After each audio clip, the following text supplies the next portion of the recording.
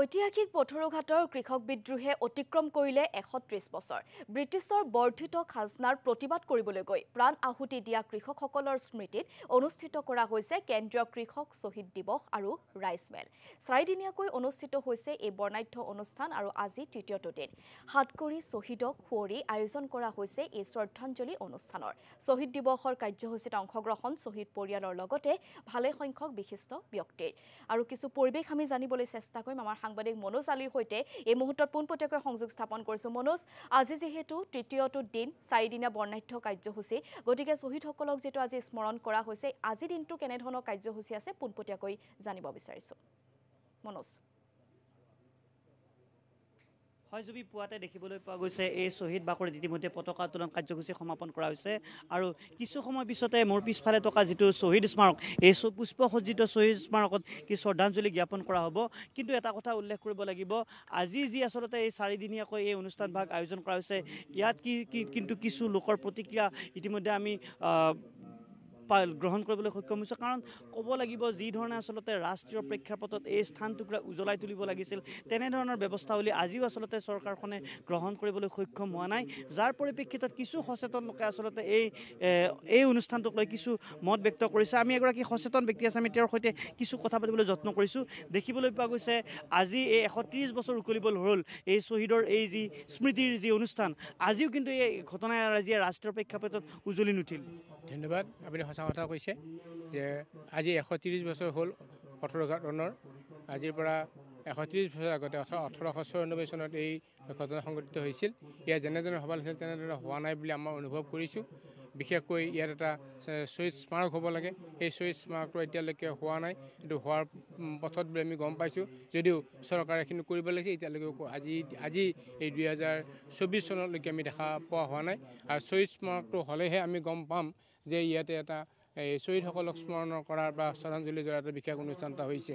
আটাইতকৈ গুৰুত্বপূৰ্ণ কথা, আজিলৈকে শ্বহীদসকলৰ চৰকাৰীভাৱে স্বীকৃত হোৱা নাই। শ্বহীদসকলৰ চৰকাৰীভাৱে স্বীকৃত হ'ব লাগে। ২ নম্বৰ কথা, শ্বহীদ পৰিয়ালসকলক আজিলৈকে মুক্তিযুঁজাৰুসকলে যি ধৰণৰ সা সুবিধা পাইছে, সেই ধৰণৰ সা সুবিধা পোৱা হোৱা নাই, এইটো কৰিব লাগে। ৩ নম্বৰ কথাটো হৈছে, য'ত হাতকৰি শ্বহীদক একেলগে সমাধিস্থ কৰা হৈছিল, সেই একেলগে সমাধিস্থ কৰা এই গাঁতটো এতিয়ালৈকে সংৰক্ষিত হোৱা নাই। ইয়াত বৈশিষ্ট্য ঐতিহ্য এইটো ইয়াত সোমাই আছে। গতিকে আমি বিচাৰিম যে বৰ্তমান জনপ্ৰিয় চৰকাৰে এইটো কৰিব বুলি কৈছে, এইটো কৰিব বুলি ভাল পাইছোঁ। হয়, উল্লেখ কৰিব লাগিব ঐতিহাসিক পথৰুঘাটৰ যি কৃষক বিদ্ৰোহ, সেই সময়ত আচলতে ব্ৰিটিছৰ শাসনৰ সময়ত সৰ্বমুঠ জিলাখনত ৪১,০০০ টকা কৰ আহিছিল। কিন্তু সেই কৰৰ পৰিমাণ বৃদ্ধি কৰি ১,৪০,০০০ টকা কৰা হৈছিল, যাৰ ফলত কৃষকসকলে মাৰ বান্ধি ওলাই আহি সেই খাজানাৰ প্ৰতিবাদ কৰিছিল আৰু এই নিৰস্ত্ৰ কৃষকৰ ওপৰত ব্ৰিটিছ পুলিচ বিষয়া কামাণ্ডেণ্ট বেৰিংটনে গুলীচালনা কৰিবলৈ হুকুম দিছিল। আৰু সেই ঘটনাৰাজি আজিও আচলতে ৰাষ্ট্ৰীয় প্ৰেক্ষাপটত উজ্বলি নুঠাৰ বাবে কিছু সংখ্যক লোকে প্ৰতিক্ৰিয়া ব্যক্ত কৰি আহিছে। এগৰাকী সদৌ অসম ছাত্ৰ সন্থাৰ প্ৰতিনিধি আছে, আমি তেওঁৰ পৰা কিছু কথা জানিবলৈ যত্ন কৰিছোঁ। এই ঘটনাৰাজি আচলতে সদৌ অসম ছাত্ৰ সন্থাই কেনেধৰণে উদযাপন কৰি আহিছে বাৰু? হয়, পথৰুঘাটৰ কৃষক বিদ্ৰোহ অসমীয়া জাতীয়তাবাদৰ এক উন্মুক্ত প্ৰকাশ আছিলে আৰু এই জাতীয়তাবাদী কৃষকসকলে ব্ৰিটিছৰ বৰ্ধিত খাজানাৰ বিৰুদ্ধে আহি প্ৰতিবাদ কৰিছিলে আৰু নিজৰ প্ৰাণ আহুতি দিছিলে। এই মহান শ্বহীদসকলক সৰ্বপ্ৰথমে সদৌ অসম ছাত্ৰ সন্থাই সোঁৱৰণ কৰিছিলে আৰু আজিৰ দিনটোতো আমি সদৌ দৰং জিলাৰ ছাত্ৰ সন্থা হওক, পাথৰ আঞ্চলিক ছাত্ৰ সন্থা হওক, বিভিন্ন কাৰ্যসূচী আয়োজন কৰিছোঁ। আমি 2দিনীয়া কাৰ্যসূচী আয়োজন কৰিছিলোঁ আৰু তাৰোপৰি ১৮৯৪ চনৰ এই ঘটনাৱলী যাতে সৰ্বভাৰতীয় বা তথা ৰাষ্ট্ৰীয় প্ৰেক্ষাপটত জিলিকি উঠিব পাৰে, তাৰ বাবে আমি অহৰন্ত কাম কৰি আছোঁ। প্ৰসাৰ আৰু প্ৰচাৰৰ বাবে বিভিন্ন ধৰণৰ কাৰ্যসূচী লৈ আহিছোঁ।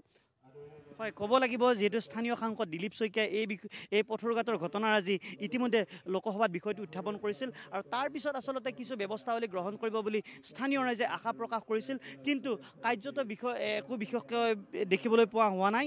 আৰু উল্লেখ কৰিব লাগিব যে প্ৰথমে এই কাৰ্যসূচী আছিল 2দিনীয়া কিন্তু কিছু কাৰ্যসূচীৰ পৰিসৰ বৃদ্ধি কৰি এতিয়া এই কাৰ্যসূচীভাগ এতিয়া 4 দিনীয়ালৈ বৃদ্ধি কৰা হৈছে। কিন্তু যি কেন্দ্ৰীয় কৃষক শ্বহীদ দিৱস আৰু ৰাইজ মেলা যি অনুষ্ঠিত কৰিছে, ৰাইজ মেলা শব্দটোক লৈ ৰাইজৰ মাজত প্ৰতিক্ৰিয়াৰ সূচনা হৈছে। কাৰণ ই এক মেলামুখী কৰিব বিচৰা হৈছে নেকি, তাৰ আচলতে ৰাইজৰ মাজত ধাৰণাৰ সৃষ্টি হৈছে।